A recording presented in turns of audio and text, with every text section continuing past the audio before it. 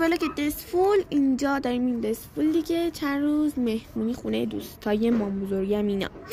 اول رسیدیم خرم‌آباد، اینجا نهار خوردیم و بعدش هم رسیدیم باغشون که خیلی هم باحال بود و کلی هم میوه‌های تازه خوردیم. بعد برای شب اومدیم این پل حالتیه خیلی باحال بود. برای آخرش هم رفتیم بستنی خوردیم. بعدش هم صبح که بیدار شدیم دیدن دارن برامون نون محلی میسازن، یعنی خونه هاشون یه جوری روستایی طور بود.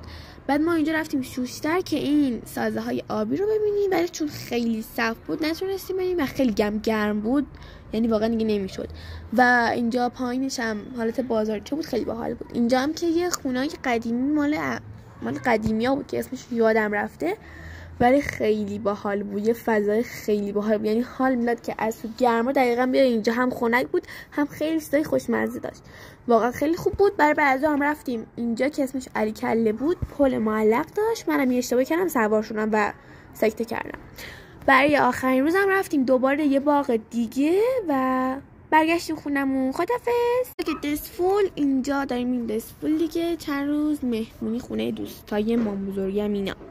اول رسیدیم خرم‌آباد، اینجا نهار خوردیم و بعدش هم رسیدیم باغشون که خیلی هم باحال بود و کلی هم میوه‌های تازه خوردیم. بعد برای شب اومدیم این پل حالتیه خیلی باحال بود. برای آخرش هم رفتیم بستنی خوردیم.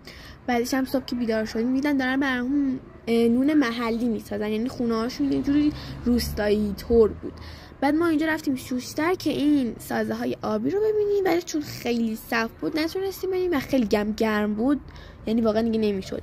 و اینجا پایینش هم حالت بازارچه بود، خیلی باحال بود. اینجا هم که یه خونه‌ای قدیمی مال قدیمی‌ها بود که اسمش یادم رفته، ولی خیلی باحال بود، یه فضای خیلی باحال بود، یعنی حال میداد که از تو گرما دقیقاً بیا اینجا. هم خنک بود هم خیلی چیزای خوشمزه داشت، واقعا خیلی خوب بود. برای بعضا هم رفتیم اینجا که اسمش علی کله بود، پل معلق داشت، منم یه اشتباه کردم سوار شدم و سکته کردم. برای آخرین روزم رفتیم دوباره یه باغ دیگه و برگشتیم خونمون. خدافظ. من والا که دسفول اینجا داریم این دسفول دیگه چند روز مهمونی خونه دوستای مام بزرگم اینا. اول رسیدیم خرم‌آباد، اینجا نهار خوردیم و بعدش هم رسیدیم باغشون که خیلی هم باحال بود و کلی هم میوه‌های تازه خوردیم. بعد برای شب اومدیم این پل حالتیه خیلی باحال بود. برای آخرش هم رفتیم بستنی خوردیم. بعدش هم صبح که بیدار شدیم دیدن دارن برامون نون محلی میسازن، یعنی خونه هاشون یه جوری روستایی طور بود.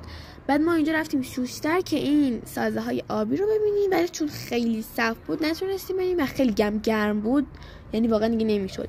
و اینجا پایینش هم حالت بازارچه بود، خیلی باحال بود. اینجا هم که یه خونه‌ای قدیمی مال قدیمی‌ها بود.